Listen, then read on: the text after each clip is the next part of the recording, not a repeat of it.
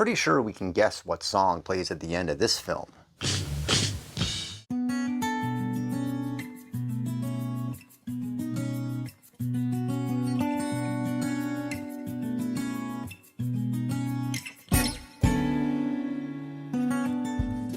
Hello everyone, the December Review here, back again with a movie review. Today, we have the new Rian Johnson comedy thriller Glass Onion, a Knives Out mystery.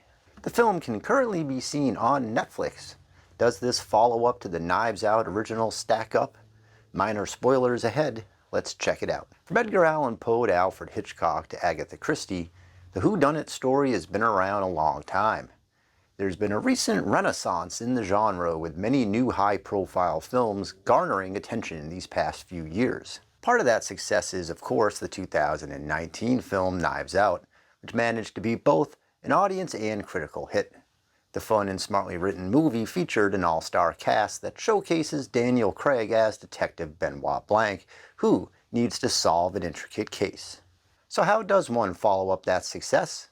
Well, by crafting a new, fun, and smartly written movie featuring an all-star cast that showcases Daniel Craig as Detective Benoit Blanc, who needs to solve an intricate case. Said all-star cast consists of Edward Norton, Kate Hudson, Janelle Monáe, Dave Bautista, Kathryn Hahn, Leslie Odom Jr., and Jessica Henwick, along with a host of notable cameos and name drops I won't mention here. Together, these characters are a group of friends who all work in some capacity alongside technology billionaire Miles Braun, played by Norton. They receive an elaborate box which holds an invitation to his private island compound for a fun weekend getaway.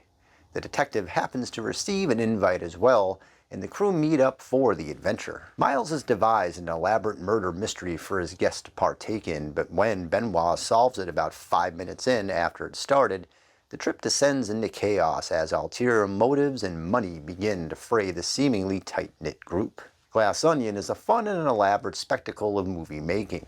Take everything the original film created with its robust and intricate plot details, interwoven with superior editing and top-of-their-game acting, but hit the accelerator button and add in a bright and vibrant color palette and enjoy. The film sets things up very well with its fascinating invitation introduction.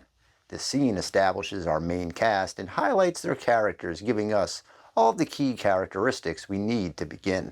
This foundation holds the film's basic structure as we eventually start to peel back the many layers and motives once the plot kicks in. The movie takes its time getting us to the start of the murder mystery that Miles has staged, so much so that you're not really sure what's real, even as Miles says it's just a game and he will be there with his friends as they try to solve it.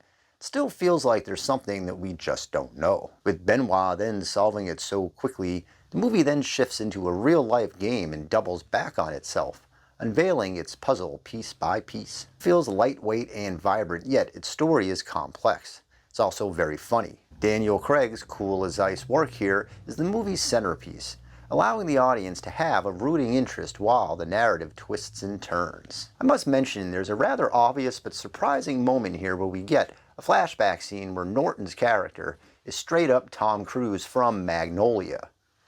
From the hair to the vest, it's Frank T.J. Mackey.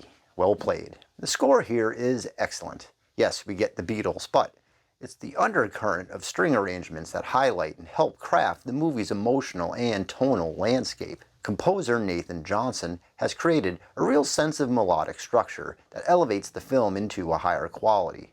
It's top-level craftsmanship. Director Rian Johnson has managed to pull a 180 away from the destruction he helped create that is the Star Wars universe.